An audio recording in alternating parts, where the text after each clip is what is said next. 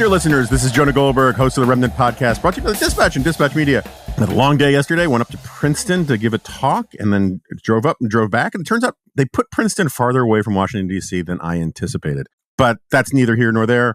Very excited about today's guest.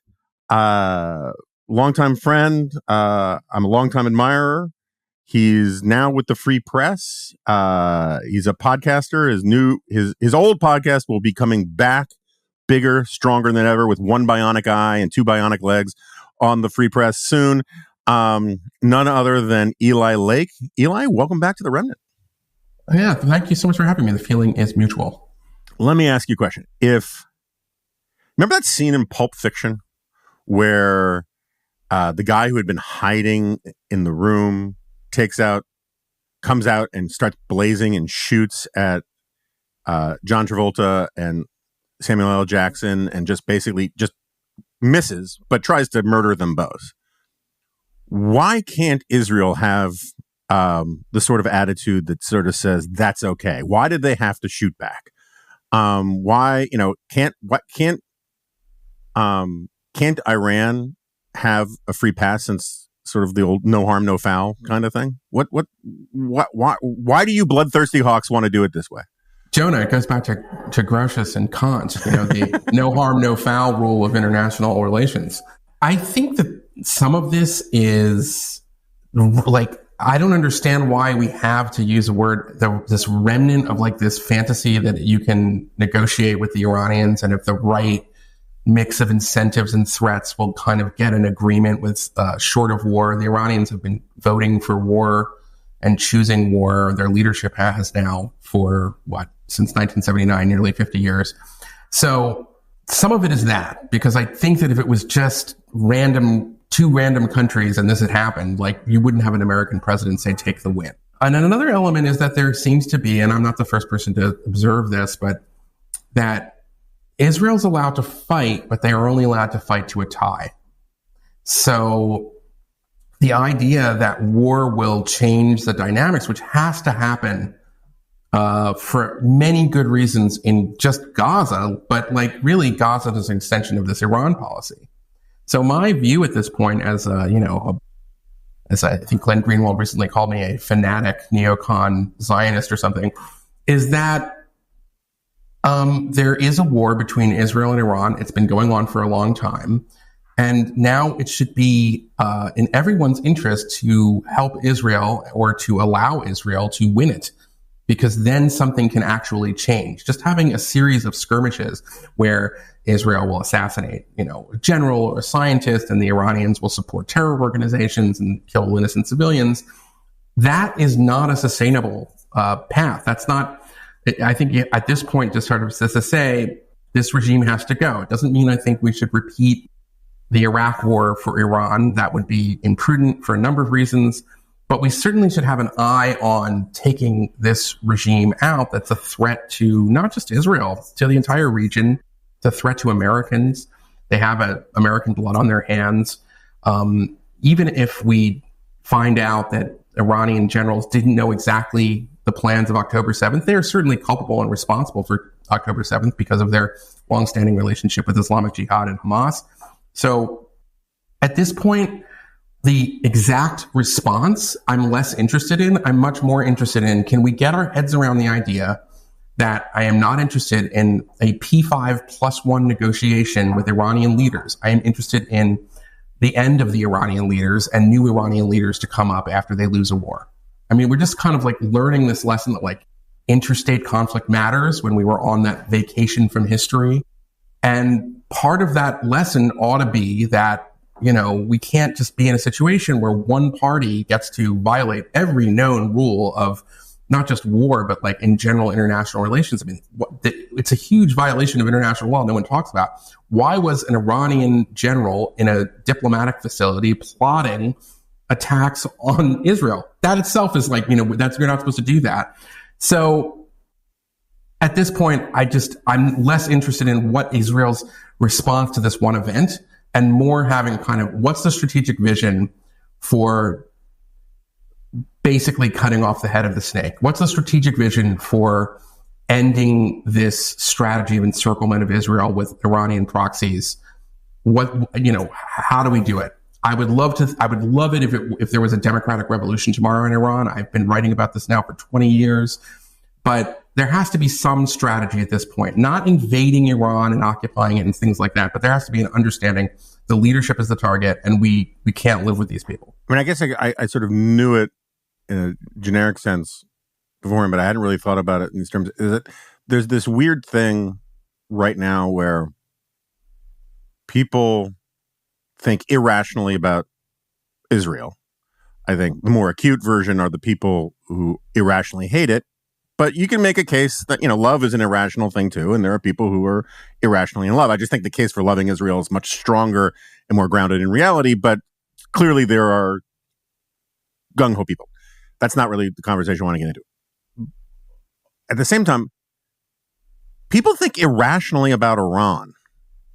Like, I don't understand now, 20 years on, how 30 years on, 40, go back, I don't know, you would know this stuff so much better than I do. This waiting for Godot thing about the Iranian moderate faction that is going to seize our extended hand of friendship and do great and good things and moderate and join the Brotherhood of Nations. Like, I completely get the desire for that. I have that desire for every crappy, evil, dangerous country in the world, right? And where that's possible, I'm in favor of encouraging that process any way we can peacefully. I mean, that's just rational. But we've been trying that in all sorts of ways since 79, essentially, or at least since the late 80s. Since 79. No, certainly. Yeah. Can you steel man for me? Like, what is the best case for this sort of Obama-ish vision that says it's just around the corner? One more lifting of aid sanctions and one more this or one more that or one more counseling of Israel to show restraint. And that's going to reward these fabled moderates. And like, when you talk to, I don't know, Jake Sullivan types behind the scenes, and like, what's the theory of the case that this is still a viable possibility? Well, there's two theories of the case, I would say. There's the kind of pessimistic realism that America is a declining power and that we are no longer the unchallenged hegemon, and that our military and economic and diplomatic and cyber resources must be directed ultimately at China and Russia, which are much more powerful states that can do far more damage, and our nuclear powers. And that if there is a way to kind of keep Iran regime in place, hobbled but not nuclear, then that is a realistic win, given the fact that we just don't have the resources, the attention, or for that matter, the popular, will of American people to engage in the kind of, in my view, more strategic policy that would be with an eye to a transition in Iran, whether they like it or not. Now, there's another argument too, and this one I think is, I would call it the nostalgic optimist, which is that, that we're around the same age, Jonah. We grew up in an extraordinary time in the late 1980s when the Soviet premier was a reformer named Mikhail Gorbachev. As you and I both know, because we both like to read Russian history, he wasn't as wonderful as some people say. However, he was a huge difference than from somebody like, your Andropov or, Khrushchev or the prior leaders of the Soviet Union. And in this respect, there's this sort of sense that, give it some time. I mean, another version of this is Anwar Sadat, who, launches the 1973 war against Israel, but then a few years later makes this, remarkable gesture and visits Jerusalem. I think that what is missing in that analysis is sort of part of it that they don't quite understand, is that Gorbachev was able to come to power because the Soviet Union was in desperate economic shape. They felt they had to keep parity with American defense spending, and they clearly couldn't afford it. And as a result, basic infrastructure in the Soviet Union, the standards of living was declining, and the country was really much worse off than most Americans understand. Daniel Patrick Moynihan was in some ways a prophet on this. Like, he saw this earlier, but very few people, including the CIA, understood that. In the case of Anwar Sadat, yeah, the Egyptians like to say that they kind of won the war. They didn't win. It took a military defeat, and then they were able to recalibrate. And listen, I don't want to reprise the PJ O'Rourke give war a chance argument here, but sometimes when somebody loses a war and it's decisive enough, the result is a real change. I mean, the obvious example is World War II. We know that story. But, I would say the combination of 67 and 73 led the leader of Egypt, Anwar Sadat, after Nasser, to basically say the old strategy that we're going to drive the Jews into the sea won't work. And now I'm going to try to get the Sinai back and have a good deal. And fortunately, Henry Kissinger and later Cyrus Vance were there as sort of to shepherd that process through. But those conditions are not there right now with the Iranians. Even if the Iranian regime, in my view, it's not in great shape. There's a water crisis, there's banking crises, there's all kinds of problems that people hate the regime. But these are fanatics. They think they're doing great. They think their victory is just around the corner. So we're not going to be able to just count on them to produce a reformer, particularly since we did have a reformer 20 years ago named Mohammad Khatami, and he was completely marginalized. He was, and his supporters were jailed and tortured and exiled. So there have been reformers in Iran. It's just they get purged. And what we're left with are, like Islamic Stalinists. So at this point, I just think you have to sort of accept this is who they are. We should stop trying to make deals with them and stop holding out hope for some deal. And again, think creatively, think strategically, and just unleash Israel at this point. Unfortunately, there's some metaphors that just, or analogies in this case, that you start just finding useful in too many parts of life that you kind of worry that, okay, maybe you've got all you have is a hammer, everything looks like a nail problem. But when it comes to the Iran deal stuff, I always think of Bridge on a River Kwai, right? Where Colonel Nicholson, played by Alec Guinness, he has this good idea in theory of getting better treatment for the troops, is the prisoners in this Japanese military prison. And he convinces himself, okay, we'll work with them to build this bridge, spoiler alert, to show them that the Brits are better than the Japanese are at this kind of stuff, and show off British pride and yada, yada, yada. And it takes on a life of its own to the point where poor Colonel Nicholson realizes very late in the movie, holy crap, I'm building a bridge so that the Japanese can resupply their troops with weapons and whatnot. And his final words are, my God, what have I done? That's how I kind of feel about the Iran deal stuff. It's like it's this tautology of we need a Iran deal because we need a rapprochement with Iran, and why do we need a rapprochement with Iran? Because we need the Iran deal. Why do we need the Iran deal? Because we need a rapprochement with Iran. You can't get into it from any angle because it's a snake eating its own tail kind of thing. And it's weird to me that I always associated that view explicitly with Obama, right? He had this very 1980s, we'll learn the wrong lessons views of foreign policy stuff. And all the reporting I understood was that Biden had a different view on foreign policy than Obama did. And a lot of his foreign policy has been trying to prove himself right for the arguments he lost in his administration. And yet I can see no daylight between sort of Biden's understanding of Iran and Obama's. If anything, Biden's almost more of a dove on Iran, it seems to me, than Obama was. Is there a part of this story that I'm missing? Well, I mean, look at Biden's actions before the Russians invaded Ukraine.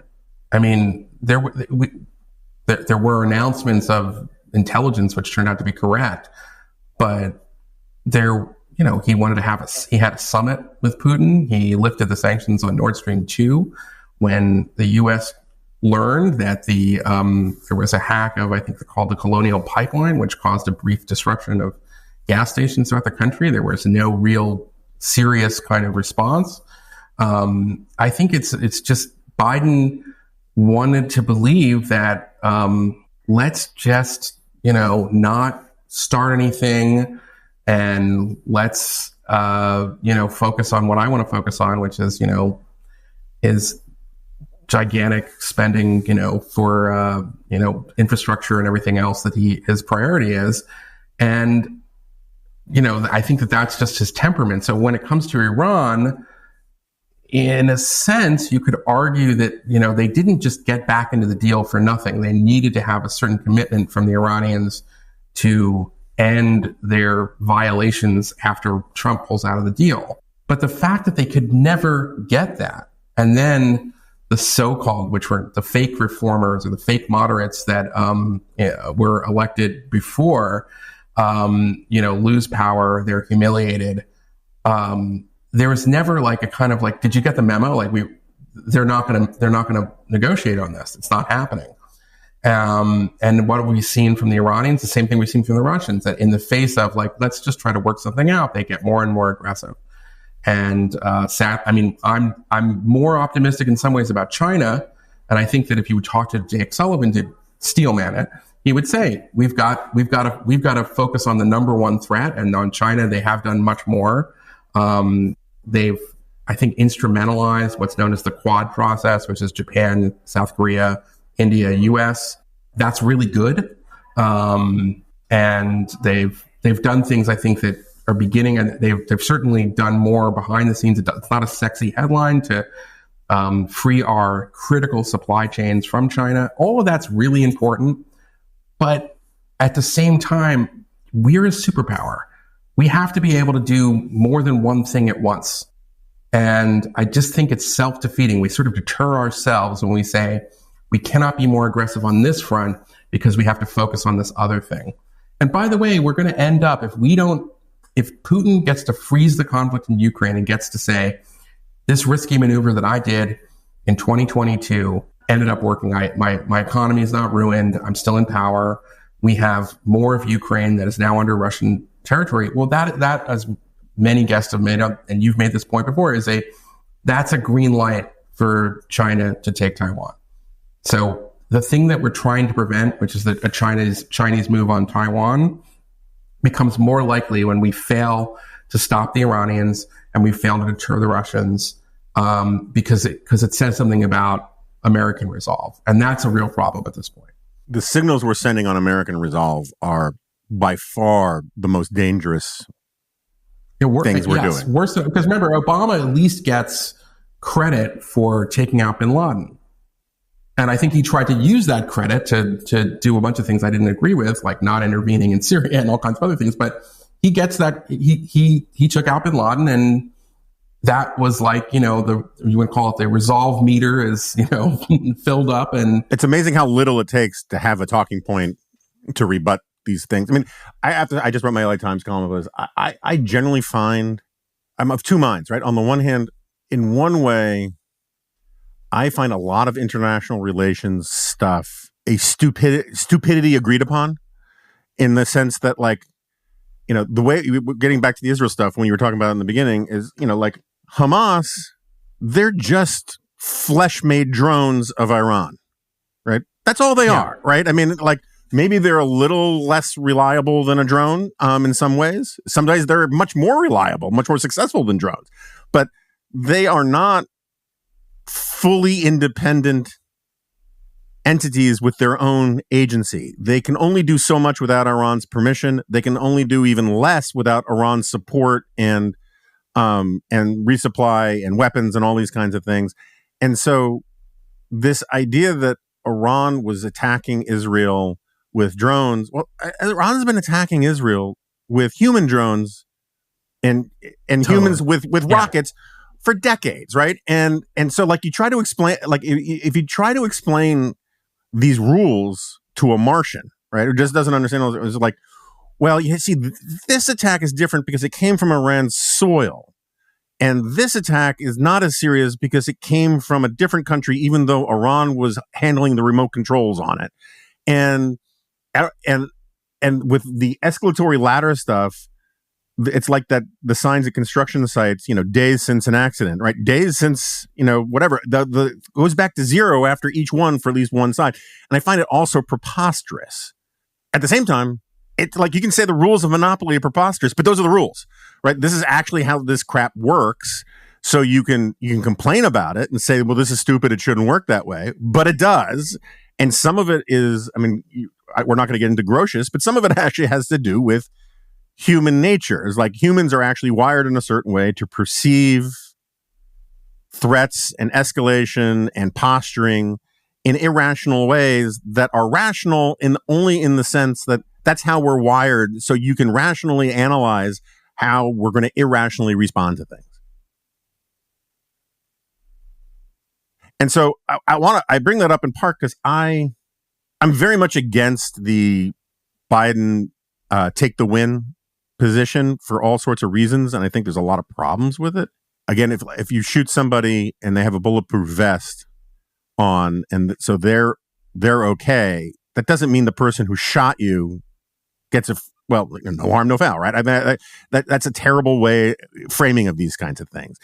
Similarly, it's like the idea of if your neighbor's throwing Molotov cocktails at you, but not from his property, from the street, that's a distinction without a difference as far as I'm concerned. At the same time, there is something of a point in Biden saying there is a win here, right? There's certainly a military success.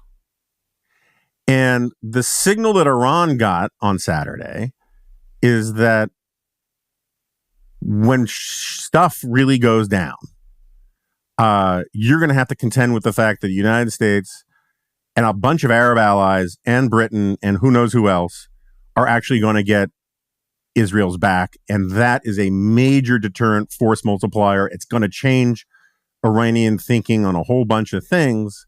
By the way, I would worry right now about assassinations because the Iranians, like the Palestinians, this is the Middle East. This happens.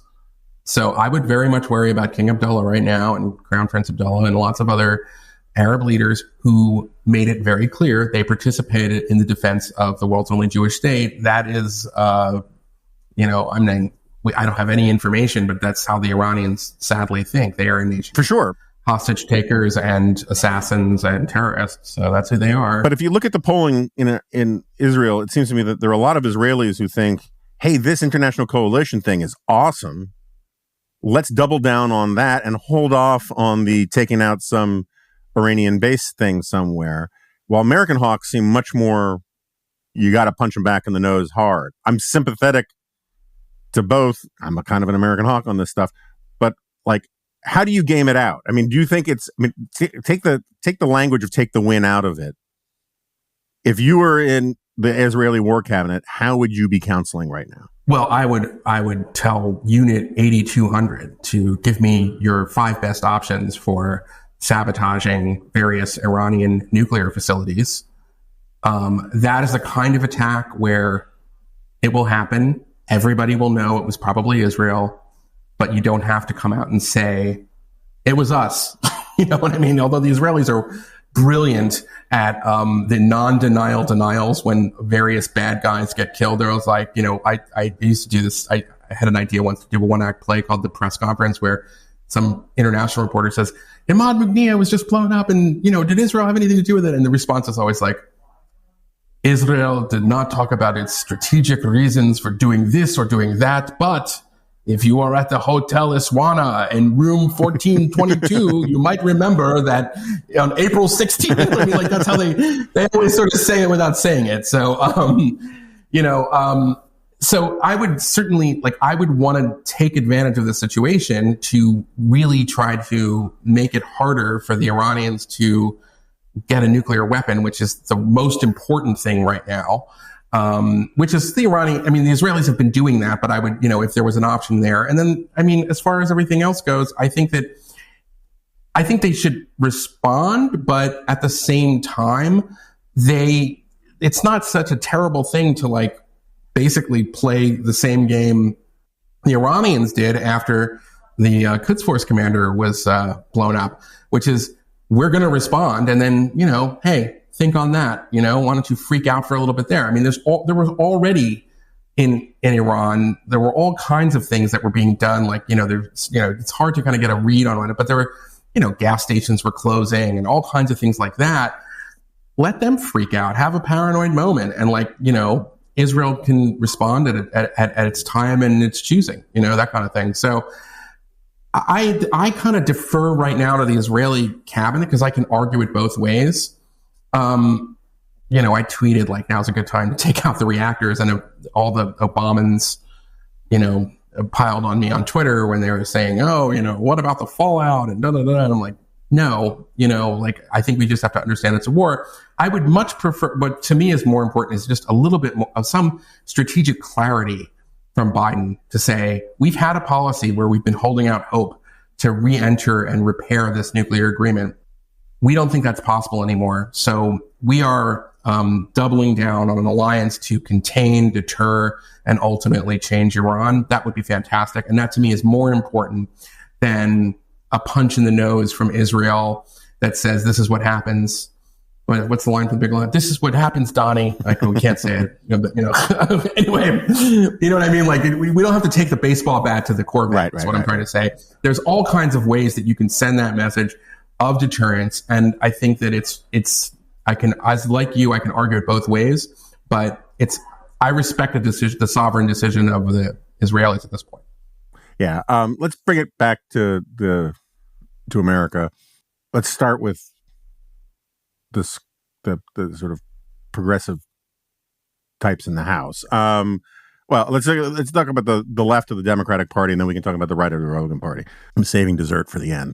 I think it is profoundly immoral to simultaneously argue that Israel must not respond to an Iranian massive attack, right? I mean, the night it was happening, I thought it was so amazing that everything was being intercepted and there were all these coalition things coming through and nothing, whatever. And so I was one of these people who's like, is there some too clever by half thing going on in the background? I don't, with the benefit of thinking it through and reading all about it, there's no way Iran launched that massive attack with any other intent but to have mass casualties, right? And if it was just the drones, there would be an argument because the drones were so slow moving. But when you add the cruise missiles and then yeah. So they failed, and I think there'll be consequence. They failed what could have been a devastating military strike, but for the help of allies, but mostly because of Arrow and David Sling and these interception systems. So what I think is profoundly immoral is to say Israel should take the win. You didn't get hurt, no harm, no foul, but also totally oppose military aid to Israel to replenish and sustain these systems that made this position possible in the first place, right? I mean, it's like, yeah, I know it's the bulletproof vest thing, right? Someone shoots you in the chest with the bulletproof vest, ruins the bulletproof vest, but you survive. And then someone says, yeah, but we're not going to get you a new bulletproof vest, and you can't respond to the person who shot at you, right? That is that sort of gives up the game. And that's where Jamal Bowman and Ilhan Omar and a lot of those people are on this stuff. And to some extent, it's where Marjorie Taylor Greene and some of those people are as well. Where do you see American sort of congressional response to all of this going? Okay, so a couple points. One is, in the early Cold War, the American commie-adjacent left made an argument that it was actually good if the Soviet Union and China got nuclear weapons because it would mean that America would be restrained and we would not be so militaristic. That was an actual argument. I think that actually the Rosenbergs made. You have to call up our friend Ron Radosh to get the particulars on it. But there's an element there where it's like, if Israel doesn't have missile defense systems, then it will be more vulnerable and therefore more careful. Obviously, without much care for the fact that lots of people in Israel will die, but okay. So that kind of logic maddens me. And I think it's at a deep point to do a real deep cut from Jonah Goldberg when you used to write about the unpatriotic left. That is something that is like kind of goes against like basic sort of notions of like, do you love your country? Do you think our country has allies? Do you know what I'm saying? Like, what do you, the second point I would just sort of make as a matter of like history, it's kind of, this was an enormous vindication of Ronald Reagan and the 1984 campaign, because one of the things that Mondale ran on was like how this was a crazy waste of money and like we were militarizing space and this was never going to work. And there were MIT professors who we brought out on Phil Donahue to say like missile defense is an impossible thing. You can't hit a bullet with a bullet, blah, blah, blah. You know, we were told this, as you remember, for 30 years almost. Like, it was like, this was like and so now it's like, now we have the proof of concept in real life. It really did work. And, score one for the Gipper on that. Now, where we're going, what I'm curious about is if you look at certain figures, to a certain extent, you could say people like someone we're about to talk about, I think, Tucker Carlson, Clinton Greenwald, this guy named Jimmy Dore, is there going to be a left-right alliance of isolation? And I think that would be very similar to what we saw in the 1930s, the America First. They certainly kind of have a lot of the same, they disagree on certain things, but on foreign policy, they really are landing on that same square. And that would be a formidable problem, I think, for the center to hold, but it might also be clarifying. In that respect, I want to sort of see if it can work. I think the problem is that it's really difficult for somebody like Marjorie Taylor Greene or Thomas Macy to make a political alliance with the Squad because of all of the other cultural issues and then you have to ask, okay, so do MTG voters care more about, ending the neocon wars, or do they care more about, why our schools are going to trans our kids? Because I think it might be the cultural thing that probably has more resonance right now on the populist right. And that, I think, will make that alliance very difficult. But if they can manage to figure out a way to get over that, and perhaps the way that those issues would sort of kind of go to the background and the war stuff would come to the foreground, is if there was a wider regional war, which would maybe drag America into it. And at that point, those issues would become more of a priority for the voting base. But alone, I mean, you've pointed this out many times on the Dispatch podcast as well as the Remnant. It's a small group of Republicans who are kind of like, they're like, they've hijacked the airplane in the House. It's not the majority of House Republicans are still, pretty much in that Reagan W. Bush tradition. It's amazing to me. I mean, my hope is that this week, or that Speaker Mike Johnson will just finally say, all right, if you don't like it, if you want to, do what you're going to do, go ahead. I think he should make a deal with the Democrats. I know that's painful and hard, but I think he should do that just to sort of stand up. I mean, I think that maybe he will survive, maybe he won't, but he will be remembered much more kindly in history if he stands up to the yahoos and sort of says, this is in America's interest. The majority of our party wants this. The majority of the Democrats want it. Let's just do it.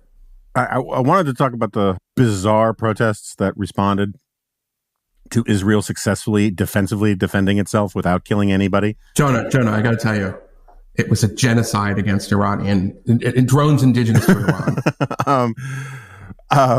There's just like, Israel defended itself with no loss of life. Let's take to the streets and block people from getting to O'Hare. It's like, it's a very weird impulse. I mean, these are the same morons who were cheering on like the Houthis as they attacked international. I'm like, I was like, is this the first demonstration in favor of global inflation?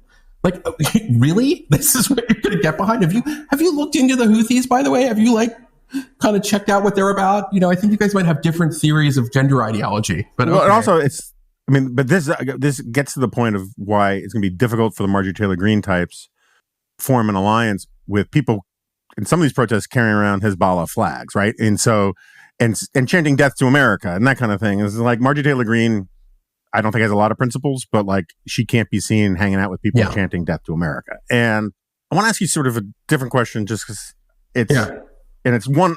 And the reason it came up is someone, one of these kids at Princeton I spoke to yesterday, asked me this, and I didn't have an answer that satisfied me.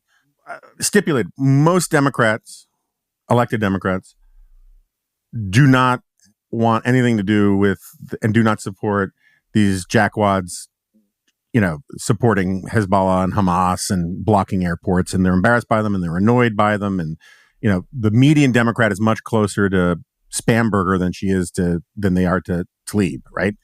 Similarly, on the Republican side, the median Republican is vastly closer to McCall than to Boebert or Green, right?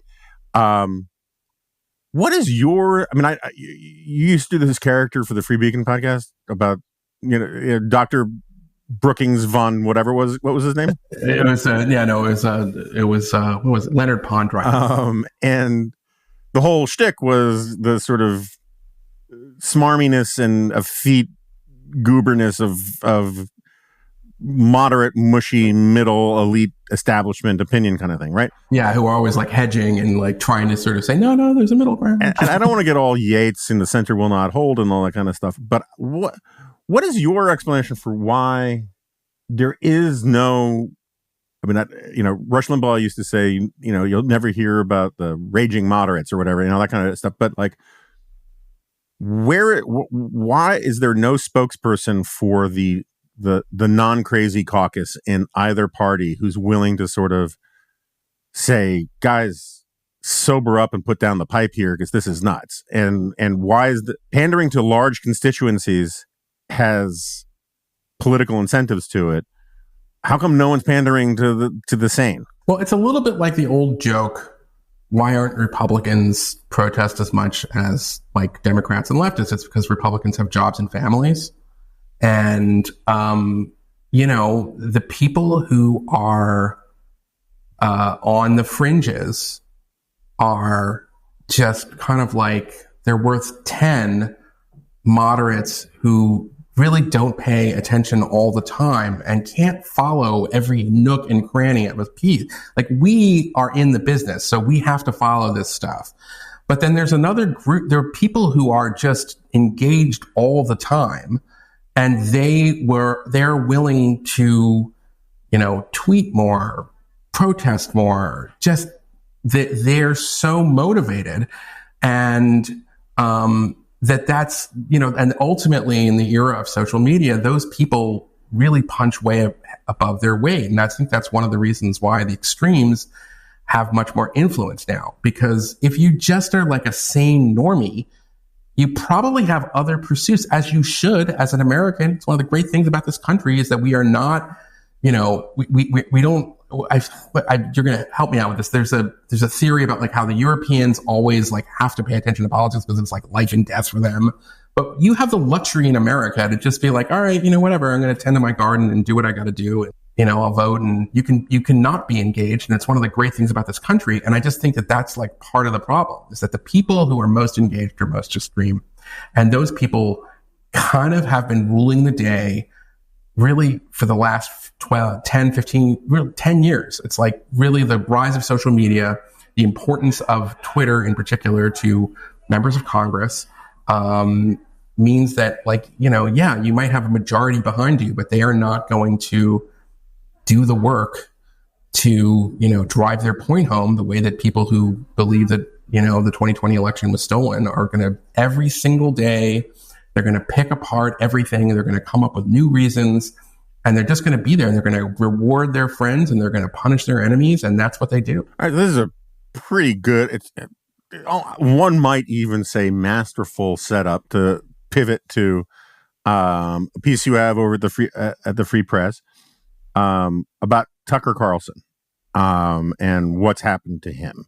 So rather than me summarize it, why don't you summarize it, and then we'll take it from there. Okay, so I originally wanted to write this, and it wasn't even about Tucker. I wanted to write just a piece that said, Russiagate was a scam, and Russia's still an enemy.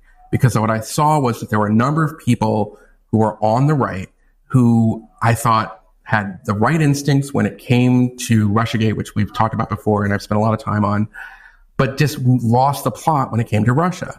And then Tucker ended up going to Moscow and totally, I thought, in my view, humiliating himself there. And I started spending, so I wanted to write it in a kind of more personal way as a column and just say, listen, in 2020, I watched Tucker Carlson every night because I thought the whole country was going insane, and I couldn't believe that CNN was calling it mostly peaceful riots. And I thought that, there was something that was terribly broken in what I call the elite media. And Tucker was the one guy who was sort of there making these common sense points. And I didn't always agree with them. And I was aware that there were times when he kind of indulged his conspiracy theories. But, I wasn't I'm not the kind of person that gets like a devoted super fan, but I watched him and I thought it was, I wanted to sort of say that. But since leaving Fox, in my view, and I know that there are people who disagree with me, like Jonathan Chait and some other folks, that he was always terrible and everything. But since then, he has just completely gone off the rails. And it's, he interviewed that lunatic con artist guy who said he had gay sex and a crack party with Barack Obama at the end of the 90s. He had on MTG who claimed that the speaker was being blackmailed by Democrats, and it was just a descent into pure crankery. And then, the Putin interview, which I thought was disgusting. And then we had this pastor from Bethlehem who was this is something that people who follow the Middle East very closely, but the reason that the Christian population in Palestinian territories is declining is the same reason that it's declining throughout the Middle East. It's that they are threatened by radical Islamists. And lots of Christians have gone to Israel where they actually are, have equal rights as citizens, and they go to college and they do everything, So I just thought it was such a misrepresentation. I thought it was dangerous because I just think that Tucker still has a large audience of people who really like him. And I just feel that he is kind of turning into this force, very similar to Pat Buchanan, where I just feel that I would like to think, maybe this is an illusion. I can go to you because you're an expert on these things. I would like to think that the American right, in its noblest tradition, I'm aware of the isolationist kind of thread as well, but I like to think of the American right as we, conservatives, we don't like foreign tyrants. We don't like, conspiracy theory nonsense. And we certainly don't like terrorists. And it just seems like what Tucker is kind of doing is he's leading his audience to this almost a Chomskyite position where America is no better than its adversaries. And I called him Noam Chomsky in a bow tie. So that is where I think he's headed. I think I hear that a lot in Trump, by the way, sometimes when he talks, when the famous interview he had with Bill O'Reilly, where he said, yeah, we kill people too. And that's what I like, that American exceptionalism. I'm a real American exceptionalist.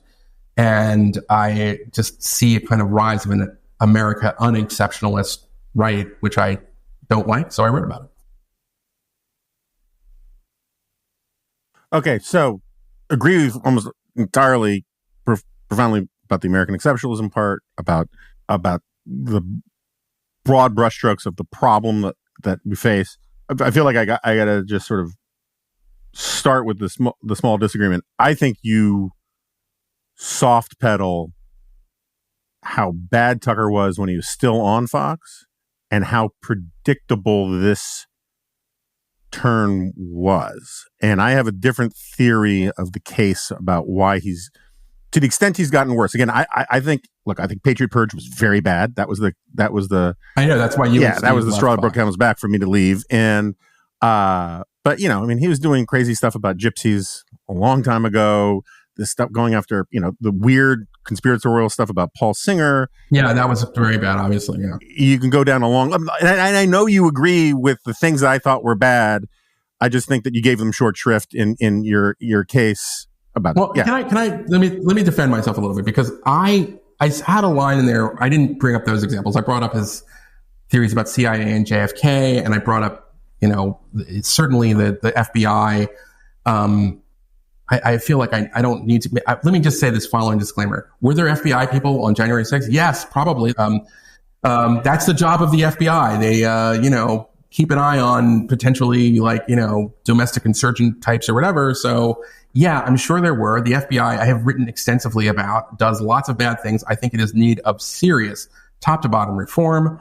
I am not here to defend the FBI. They would never do such a thing. But the way that it comes out of Tucker's framing, and as well as the, lots of Tuckerites, if you will, is that there's no responsibility of Trump for saying the election was stolen, which actually ginned everybody up. So they're using this. Yeah, it's true. There were FBI people. Okay, fine. But it's not like it was some elaborate scheme. Let's use the razor of Occam here. The reason so many people showed up in Washington to sort of, comically at times and hopelessly and stupidly try to prevent the House of Representatives from certifying an election is because the president they loved kept saying the election was stolen. That's what it was. And this is like a very pernicious way of trying to absolve the person most responsible for that from, what he did. And that, to me, I'd say we're probably on the same page. But here's the thing. I was trying to capture where I was at in 2020. And in 2020, I just thought that everything from the Hunter Biden laptop to there's no such thing as shadow banning, and it just kept on turning out to be false. I was forced into, I hate to say this because we're supposed to be above this kind of thing, but I was forced into a little bit of a popular front mentality, which is to say, it's like, okay, yeah, I realize that Tucker's got all these problems over here. But you know what? I can't watch another minute of Don Lemon without throwing my television out the window. So, if I have to choose between one guy who's at least telling me that, yeah, the cities are falling apart this summer, and another guy who's saying, isn't it great? And oh, here we have Kamala Harris talking about the bail funds for people who were arrested for rioting. I think I'm going to go with Tucker. And I wanted to cop to that because I really felt it sincerely. And I can look at things differently from the vantage point of 4 years and say, yeah, I overlooked things at the time because I felt like we were just in this crisis. I remember just little things. I thought it was the response to in the middle of they burned a church across from the White House. And yeah, I thought it was bad that he brought out the Bible and everything else, but the people were making it seem like he was like Mussolini. And I'm like, no, the story here is that Donald Trump is not really willing to use federal forces to put down some of this just nightly unrest and violence. And I will admit, Jonah, it radicalized me a little bit. Yeah, no, that's all fine. And again, we can. And I should say, I did not. It didn't look like I vote. I had my problems with Trump. I'm just saying that was something that was I get it. I get it. And I don't want to spend the rest of our time just saying, oh, but what about this thing that Tucker said? But it's funny you bring up that point because as I'm sure you've had no experience with this, but I get attacked by a lot of people on Twitter. I don't know if. I know.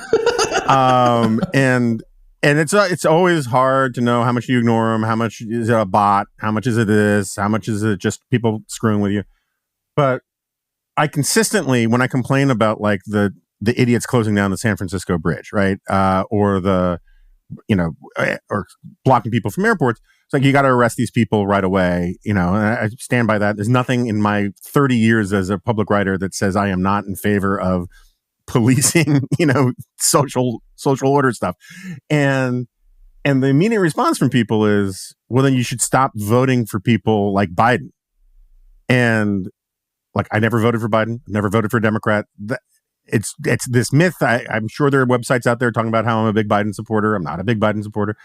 But the thing that bothers me the most about this line is this unstated assumption that Trump wouldn't allow these things to happen, when in fact, when he was president, he complained a lot as pundit in chief, but he actually did, things were far worse and he did far less. Or he didn't, I don't know if far less makes any sense because he's the president of the United States. There wasn't a lot to do. Tom Cotton got in a lot of trouble for basically subtweeting the president of the United States saying, maybe you should actually do something because you're not doing anything right now. And, but there's this mythology that somehow Trump was strong on domestic disorder when all he did was bitch and moan about it. I agree. All right. But so let me put this by you. I mean, I'm a little reluctant to get deep into Tuckerology because I honestly, it's one of these things where, like, does he deserve it? But at the same time, do you let him go unchallenged? I mean, there's these kinds of problems I have with lots of these kinds of people. But so here's my theory. Tucker leaves Fox. There was a lot of gnashing of teeth and rending of cloth, and oh my gosh, he's going to take his audience with him. And everybody I know who really understands the core Fox audience and its demographics said, yeah, that's not going to happen. I mean, some people will go find his show for sure because he had, a younger audience than most. But for the most part, the average Tucker viewer, like the average Fox viewer, is in their 60s, 70s, or 80s. And they leave Fox on 24/7. And for some fraction of them, it's because the nurse won't come in and change the channel. But that's fine. And the idea that some old retiree in Oklahoma is going to go to twitter.com/Tucker and find the player, and it just wasn't going to happen, right?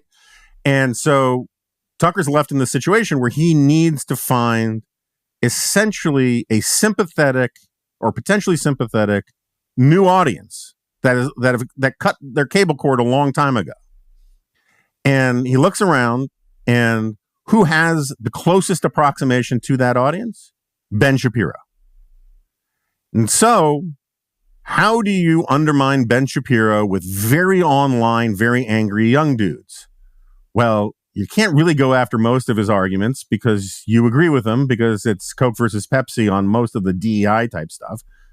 So where do you go? You attack Israel. You do dog whistle bullshit about Jewishness, right? Christ is king and that kind of thing. You say he and Nikki Haley want to draft your kids and send them to war. And so this is because I recall quite vividly when he started the Daily Caller, Tucker, who I have been pretty good friends with already for over 15 years or something like that, went hammer and tongs against National Review with the crappiest, dumbest reporting and tendentious nonsense about it. How we don't matter anymore. They had a party there when they got more traffic than NR did. And everyone's like, where the hell is this coming from? And it's like part of his strategy is to go for your audience, right? And so I think his thinking is, in part, a pecuniary one, is how do I undermine Ben Shapiro? Really kind of remind people that he's a Jew and he loves Israel more than he loves America. And the problem, so that's part of my theory, and I'll hand the mic back over to you in 1 second. The second half of it is, and this is a point I credit to Yuval all the time, cynicism is really, really hard to sustain. And so people, and we've seen this all over the place, people who make cynical or transactional or mercenary political decisions to take certain positions or make certain statements, they cannot sustain the state of mind that says, I am doing this for bad faith reasons. And so the gremlins in their head get to work to convince them, oh no, this is actually high principle. And so I think this is part of, I have very strong views about the Buchanan story, and I don't think they're exactly parallel, but this is part of the problem, is that you convince yourself that your angriest position or your most self-serving position is actually a high moral position because we don't like to think that we are doing things for base reasons. And I think Tucker is deep in that psychological swamp at this point, where any argument that helps him get attention, he convinces himself is actually a high-minded argument. Like cheap groceries in Moscow, this proves America is evil. I would not bet a lot that he couldn't pass a lie detector on that nonsense, because his capacity to convince himself that whatever he does is right and whatever makes his enemies angry is self-justifying, I think is completely blended into the cocktail of his larger worldview at this point. Okay, respond to any and all of that as you see fit. So first of all, that I have to think, those are two very interesting points. The only thing I would say, pushing back slightly, is that Tucker Carlson was an early supporter of Ron Paul in 2008. I think he's always had a kind of bit of a libertarian streak, but more than libertarian, I think he's had as I would describe it, a kind of distrust of what consensus. He can be a bit of, I hate the word contrarian, but like, for sure, there is I agree. an element of that in his kind of makeup. Always. I totally agree. Yeah. Okay. Now, what I think happened in the Trump years because of a breakdown in the mainstream media was that all of the contrarian types were really richly rewarded because of the passion and the kind of like groupthink that accompanied like a lot of assertions that just turned out to be bullshit. So that I think had an effect. I'm trying to be honest. I mean, it had an effect on me. I did not change my view on American exceptionalism or how that Russia and China are really bad and that is, Israel should exist and thrive. But I certainly changed my view on, the national security state, not in a conspiratorial way, but I became much more skeptical when we found out the full extent to which the FBI was really coloring outside the lines and violating their own rules, which in my view, I just think is open and shut.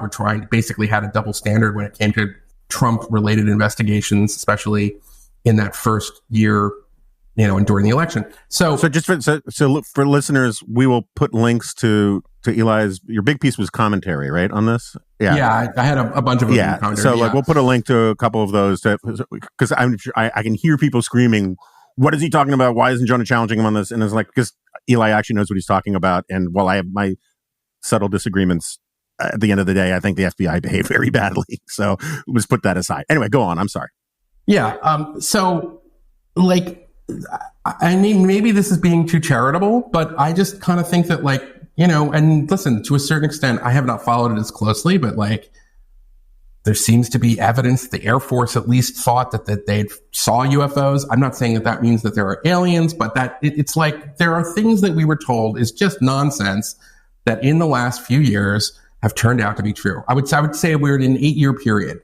Now, has it caused a legitimation crisis, as Jürgen Habermas would say? No, it hasn't, and it hasn't led me to say abolish the FBI, which I think is as stupid as abolish the police. But it has led me to be far more skeptical of these institutions, and that was the part of Tucker that I thought was valuable. But the problem is that he has not been willing to then challenge the other side of it, right? So if he was consistent in this and he put on, he would platform an MTG, but then he would really give her, the Sidney Powell treatment, so to speak, which he, admirably after the election really kind of blew her up. Then that would be one thing, but he hasn't done that. He's just he's allowed Vladimir Putin to drone on and on and on about, Russia's rightful dominion over Ukraine, and then, not ask a question about Navalny. And yet he would never, be that respectful. Not like he would ever get an interview with Zelensky, but, so it's like, it's an inconsistent application of that skepticism. But I also can understand why, not just Tucker, but I'm sure like millions of Americans on the right, it's like, I'm never going to believe anything the FBI ever tells me again.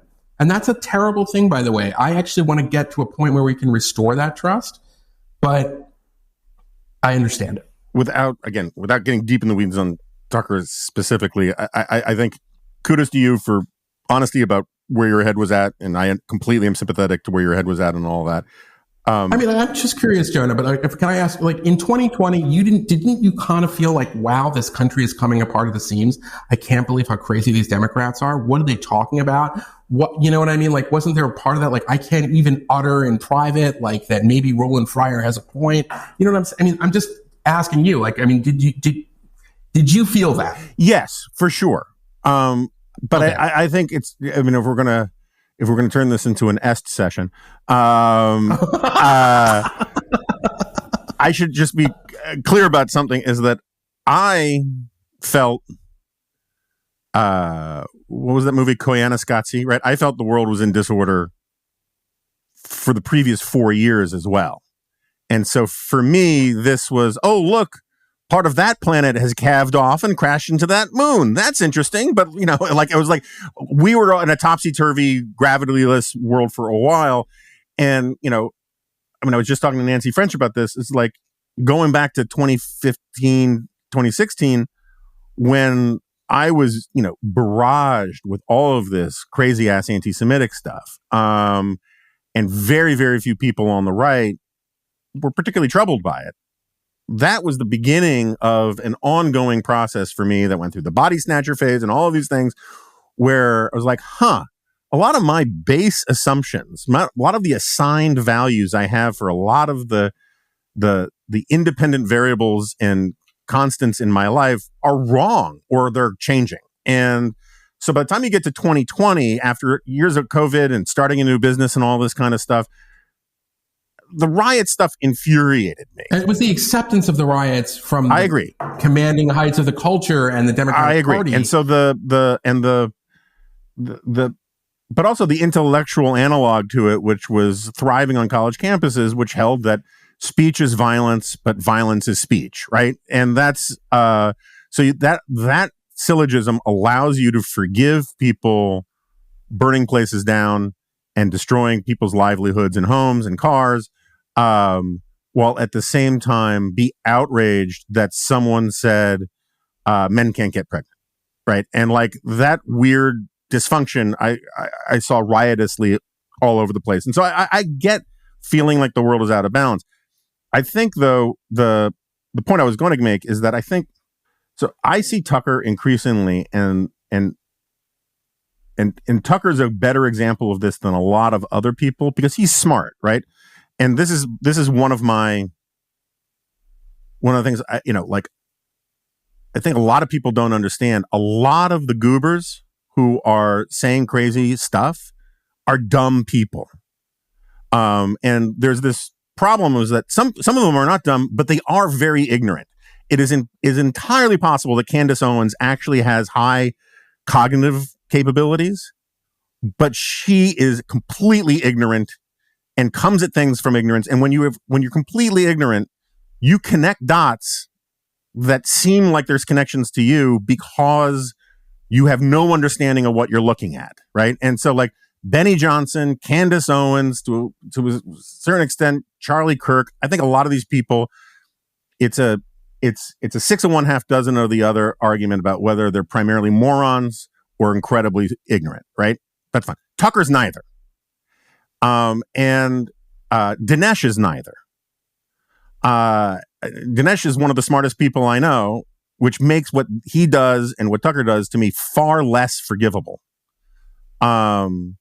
Because as Spider-Man learned, with great power comes great responsibility, right? So the thing I have is that I think the way to look at people like Tucker is a lot like I.F. Stone. Now, I know that's a deep cut for a lot of listeners, but it's not for you. No, I love it. Right? I love it. So, I love that. But by the way, regular meetings with various Soviet bad guys. Yes. So regular meetings in Washington with lots of Soviet dirtbags. Yeah. Well, so like for listeners that don't know, I.F. Stone was revered by a lot of people in the mainstream media. He basically was the first Substacker in a lot of ways. He had a newsletter that he was an independent operation. Would it be fair to say he's like the Glenn Greenwald of that era? Yeah, close to it. And he was very good at looking at like government reports and finding tidbits that were damning, and he would sometimes exaggerate or misconstrue their importance, but he was good at that stuff. He also was, and there's ample debate about this, and I don't want to get like Eric Alterman's panties in a bunch about any of this stuff, but there's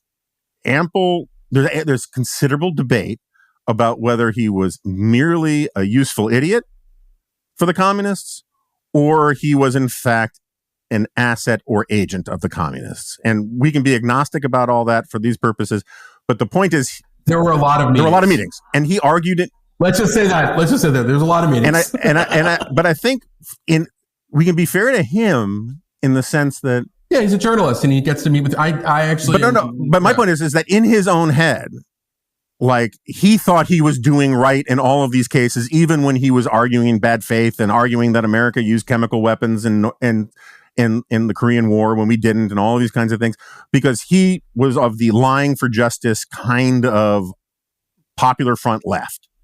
And I think Tucker is a digital age version of that at this point, that he's smart enough to justify to himself any calumny, any distortion, because he knows that he loves himself for his enemies. Well, that was my point. He lets his enemies do his thinking for him, which it's an old Hitchens line, but I think it applies. We have to. I mean, listen. I think we all have to guard against it if we're in the business that we're in, writing in public, because it's a pernicious shortcut. Oh, is AOC saying it? Well, then I'm probably against it. But it'll get you into trouble, and I think it's gotten him into trouble. Yeah. So it's funny you bring this up because one of my oldest pieces of pundit or columnist advice to writers who are making the really weird decision to choose the life we have chosen is that you have to be willing from time to time to disappoint your biggest fans. Because if you're always pleasing your biggest fans, you become a caricature of yourself, right? And I think you can look at people like Ann Coulter, you can look at a lot of people. And this has always been my primary theory about Pat Buchanan. I joke all the time when I tell people I have deep roots in the conservative movement that I met Pat Buchanan at my... But can I just say, in fairness to Ann Coulter, her fans, the easy road for her would just be pro-Trump. That's fair. That's true. Right, be pro-Trump. And she came out against Trump actually before anybody really on the right did. And she got the slings and arrows from Mark Levin, everybody. Yeah, no, that is fair. I'm thinking about in the past, but in fairness, I mean, I came out for Trump before her In Trump We Trust book came out. So there are people on the right who are premature anti-Trumpers. Yes. But, Pat, I always make the joke about how I met Pat Buchanan at my bris. And it's funny because it's true, right? And he was friends with my parents, and he was actually introduced to my parents by Victor Lasky, who was this famous muckraking right-wing journalist. And Pat was not an anti-Semite back then. I mean, he probably still had some vestigial Irish tribal, kind of stuff to be sure, but he was a product of his age. And he had nostalgic stuff for Father Coughlin, but he had lots of Jewish friends and colleagues and not in the some of my best friends are Jewish kind of way, right? But he had these deep-seated views. He thought the Cold War was the great exception. He was an isolationist. He didn't like the support for Israel.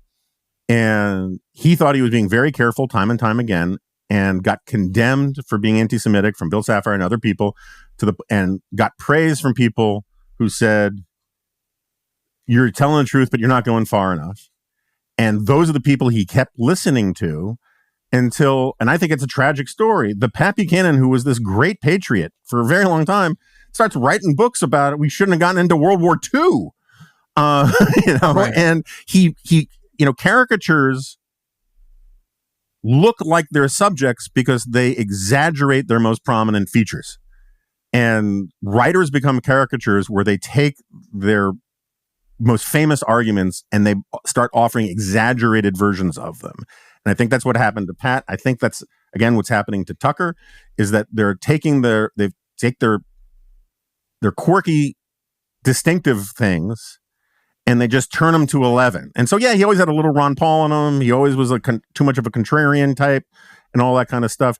But now he wants to make those features of him, which were once subdued and in the background, the most prominent things. And I think it's a very old story in our line of work. Can I tell you a joke I came up with many years ago? It's just that the reformer that we're looking for in Iran should write the book, An Islamic Republic, Not an Empire. The Buchanan thing. Anyway. That's your point about kind of letting the elements of your personality, become the dominant strain. I mean, I mean, listen, I'm sure I'll disappoint some of the listeners in this podcast, but I approached the Tucker story because I also knew him and he was ahead of me when we both went to Trinity College. But I look at it, I have a kind of human view of it, looking at it like that and trying to sort of see, all right, well, what is in my personality that I let become the dominant strain that maybe, puts me on a limb or something like that, because we are all cracked vessels. Even though I really am disgusted by the turn he's taken, in the sense that I care about my country and I care obviously about Israel, but I care about American conservatives. My hope is that the conservatives can try to help save the country going forward. And I feel that he's leading a lot of them to embrace. I don't like the term isolationism here. I think he's like leading them to embrace a kind of like moral relativism and American unexceptional. No, I agree. It's more nihilist than it is, anything else. And it's anti-American, and, it's just, anyway, it's like, he goes after his competition, and that instinct, I think, is now driving him to go after the concept of America itself. But I will just say, so to your defense, I mean, like the thing is, as long as you hold passionately to the idea that your job is to tell the truth as you see it, that is the greatest immunizer against all of these problems. And that means not just telling the truth that you want to find, but figuring out whether the things you're saying have weaknesses. And in your defense, like whatever minor, and they really are minor disagreements that I might have had with you over the last 30 years, like you're one of the guys I always like, if he's writing this, then he believes it's true, and he has good reason to believe it's true, and he probably has receipts. And so like I don't worry about these kinds of things with you. It's like, you go one way or another way on some specific topic. It's like, no, but like you're doing it in good faith, and you're doing it as a good reporter and a serious person. So. Oh, I appreciate, and I feel the same way. I mean, I for you, it's like, I mean, I just say this, it's just we're complimenting each other. I learn, I feel in some ways like when I read you, it's like you sort of signal to me other books and deeper topics that I want to get into. And I really appreciate it. And sometimes you sort of call it like eggheadery, and you do it in an approachable way, but like I appreciate the fact that you will offer disquisitions on the history of German nationalism and how it relates to American conceptions of patriotism. And to me, that is incredibly valuable. And as the older I get, the more I sort of feel that reading history and understanding where ideas come from is so important. And I wish I had spent more time doing that when I was younger and had more energy. I mean, I did it, but like I'm doing more of it now. I criticize Tucker for his mercenary, pecuniary, profit-driven approach. Me doing all that stuff about German nationalism, that's just me pandering to the market, right? There's just there's a market gap there, and no one else is filling it. It's like, so anyway, but I appreciate it. This election comes down to 3 issues: arms control, OSHA regulations, and Johann Fick's letter to a German nation. Right, exactly, right. And the metric system. So, all right, Eli Lake, thank you so much for doing this. Hey, thank you so much, Jonah. Okay, so Eli Lake has left the studio, and I love Eli. I think he's a brilliant guy. He knows a lot about a lot. He's interested in about a lot of the same things I'm interested in. Don't need to rehash all the disagreements, because I think they're fairly minor. But I feel like I almost started the podcast over again at the beginning, because I kind of feel like I completely buttered my opening thing. I don't think I was clear about it, and I don't think Eli got it, and kind of didn't take the bait. So if that's the case, I haven't gone back. Obviously, I just stopped this thing. I'm not going to go back and listen to it. We're not going to redo it or anything like that. But like my whole point is like, you can't. I find this argument that's all over the place, that simply because you tried to inflict a mass casualty event on Israel in an unprecedented attack from your own soil and failed, that therefore you should pretend that Iran didn't try, right? And how you respond to that is a different issue. But like this take the win thing, I find to be really kind of pernicious. But I think even more pernicious is Biden's don't policy. I have no problem, and I in fact agree with the President of the United States telling bad actors, whether it's Russia or Iran or North Korea or whatever, I have no problem talking tough, saying, don't do it, don't. That's what Biden said, don't even think about, taking advantage of the situation. I got zero problem issuing those kinds of, declarations. I have enormous problem with issuing those declarations and then doing little to nothing to back them up. And I'm not saying that Biden did little to nothing. I mean, they did help defend Israel. They have provided aid to Israel. There are things that the Biden administration has done vis-a-vis Ukraine and Israel that are points in their favor. But it gets back to this thing that we were talking about how Biden is so obsessed with this idea of preventing escalation that he ends up negotiating with himself and coming down like a ton of bricks on our allies rather than coming down like a ton of bricks on our enemies. And, I'll say it again, we should be less afraid of other countries escalating than they should be afraid of us escalating. And his approach to this that's what the take the win thing, what bothers me so much about it is there's a difference between a military success and a win. And so this was a military and technological success, and I do think there's a case to be made that there's international, diplomatic, strategic win in there too. Treating attacks on Israel that are successfully thwarted as if they're not serious things is one of the reasons why we got October 7th in the first place, right? The Israelis, because of Iron Dome, started treating Hamas's rockets like bad weather. Because we have an umbrella, we don't have to take this stuff too seriously. And the lesson of October 7th is that was wrong. And Biden seemed to understand that on October 8th. It's less clear that he understands it now. The tendency of people, I think on both sides, but it's more on the left on this one, to sort of price in Israel's ability to defend itself from this kind of thing and then think it's like Israel being unreasonable when it takes these sorts of attacks seriously is a setup for something much worse than October 7th sometime in the not too distant future. So anyway, we'll talk about more about this. I'm sure it'll come up on the Dispatch podcast. Thanks to the folks who came out at Princeton. And I'll talk about some of that stuff on the solo. Thanks again to Eli Lake.